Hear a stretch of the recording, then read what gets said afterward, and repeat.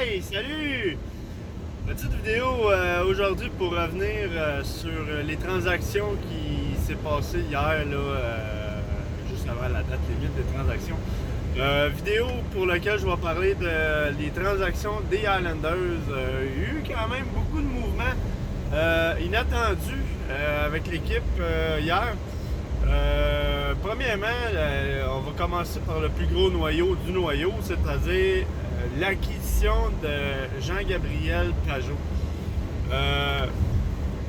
Excellent joueur, j'ai rien à dire de négatif sur ce joueur-là. Bon Québécois en plus, joueur qui va faire une belle paire avec Derek Brassard ainsi qu'Anthony Beauvillier pour les Islanders. Quelque chose d'assez spécial.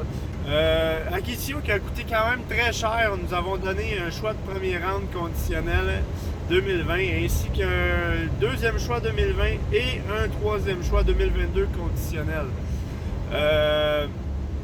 Rien à dire de négatif, encore une fois.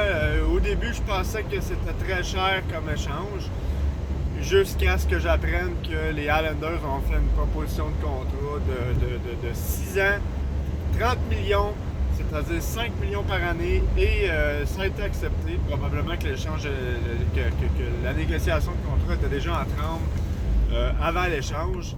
Alors, sur ce, conclu, Pageau, 6 ans, Islanders, au moins, il va être là à long terme, joueur d'avenir, très content.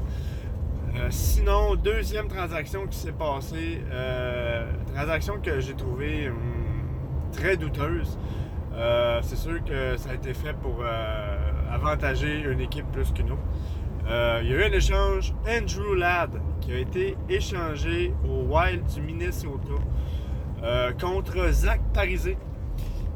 Andrew Ladd qui, malheureusement, sa carrière, c'est pas mal le déclin, là, c'est la fin. Là, ça fait 3 ans et demi maintenant qu'il joue dans le club école, qui est en reconditionnement après une multitude de blessures.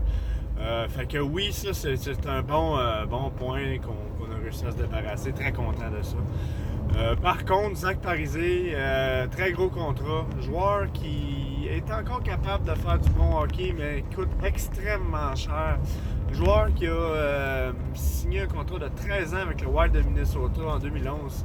Et c'est un joueur qui coûte en moyenne 7,5 par année, ce qui est énorme pour maintenant les capacités pour lesquelles il est rendu.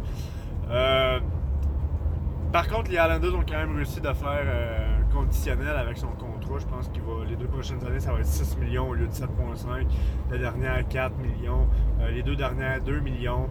Bref, quand même un contrat de liquidation, mais pour mon opinion personnelle, on va dire comme on dit, on a échangé un mauvais contrat pour un mauvais contrat. Fait que je ne sais pas si ça va avantager l'équipe en série ou quoi que ce soit. À suivre. Quand même, il reste 5 ans ce contrat-là. Quand même très, très énorme. Fait que ça, c'est la deuxième transaction qui s'est faite au niveau des Islanders. Et la troisième transaction, qui est une petite transaction extrêmement mineure. Une transaction où les Islanders sont allés chercher un défenseur, Jordan Smatch, contre Matt Lorito, pour combler le manque défensif qu'on a fait en échangeant un prospect, David Canville, pour Andy Green. Donc on a retourné chercher un jeune défenseur qui va probablement peut-être un jour être dans la formation pour l'avenir. Alors, sur ce, si je donne une note sur 10 des transactions qu'il y a eu, je vais donner un 6 sur 10. 6 sur 10 pour l'acquisition de Pageau. Mais Zach Parise, Andrew Ladd, très mauvais, très mauvais. Et la petite transaction mineure, c'est mineur, hein? Pas sûr que ça va avoir une grosse impact à long terme ou à court terme. À suivre, on va voir.